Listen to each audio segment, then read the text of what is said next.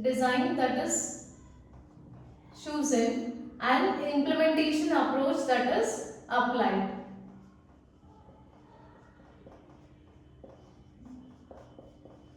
Implementation approach that is applied.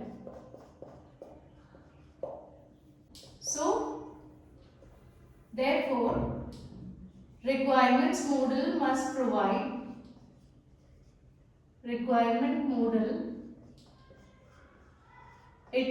provide modeling elements that depict the behavior of a system. So because of this reason, requirement model, it should provide modeling elements that depicts the behavior of a system. And then here the state diagram, it is one method for representing. So state diagram, it is a method for representing behavior. It is a method for representing behavior of system by depicting actions or by depicting states and its events that cause system to change its state. So here we are using state diagram. So state diagram, here you can see in diagram. So state diagram, it's a method in order to represent behavior of a system. So using state diagram, we are representing behavior of a system. How we are doing that? By depicting states. So we are depicting states as well as events. Events that cause a system to change its state. So we are depicting depicting various states and also the events because of which there will be change in state from one state to another state. And so state is eventually observed.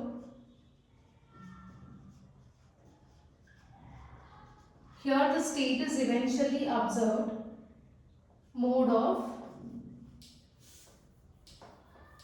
So it's an eventually observed mode of behavior. So using the state, we can show behavior of a system. So this system diagram, it indicates actions that are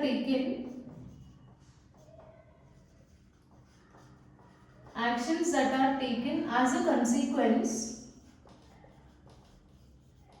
of one particular event.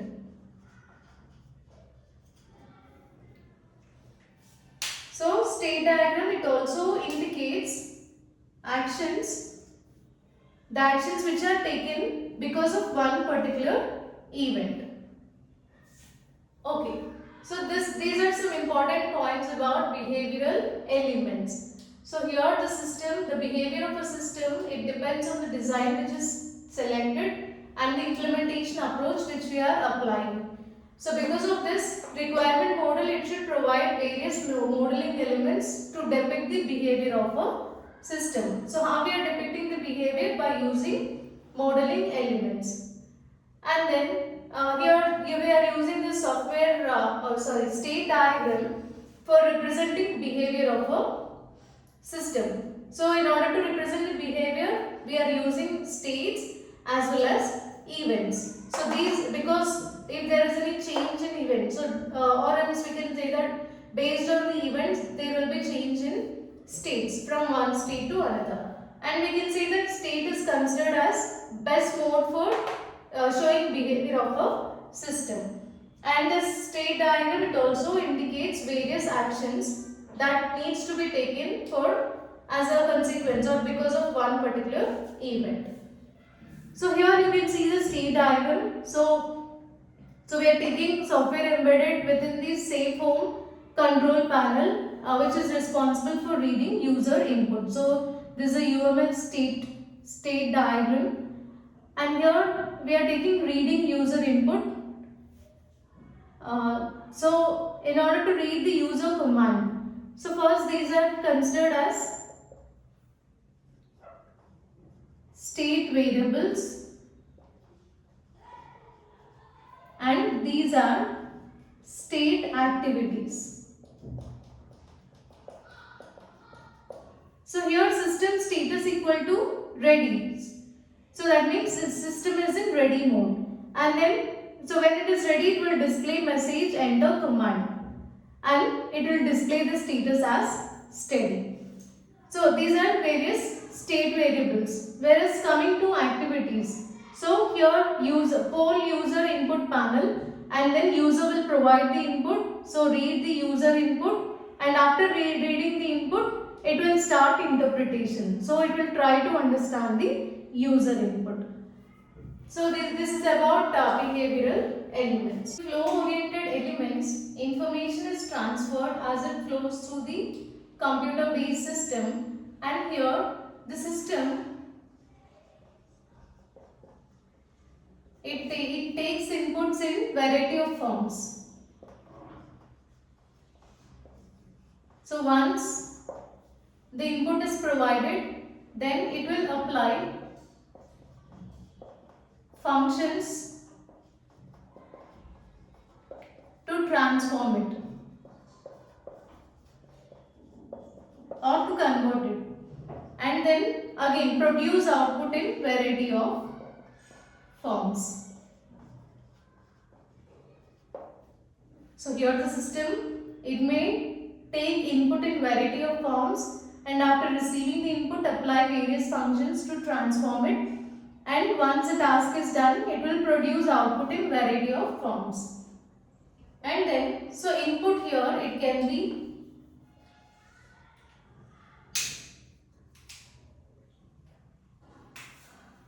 so here the input can be control signal transmitted by the transducer. So this is transmitted by transducer.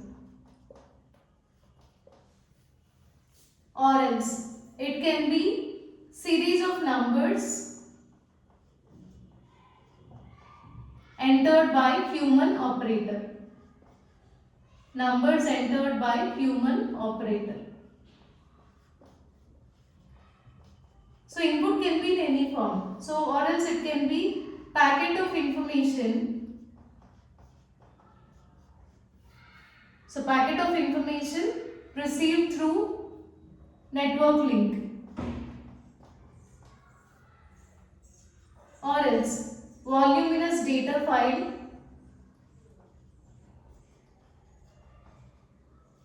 received from secondary storage. So this data file is received from secondary storage. So input can be in any form. So here we discussed that where input can be in variety of forms. These are various forms of input. So finally, output provided by this. So what will be the output?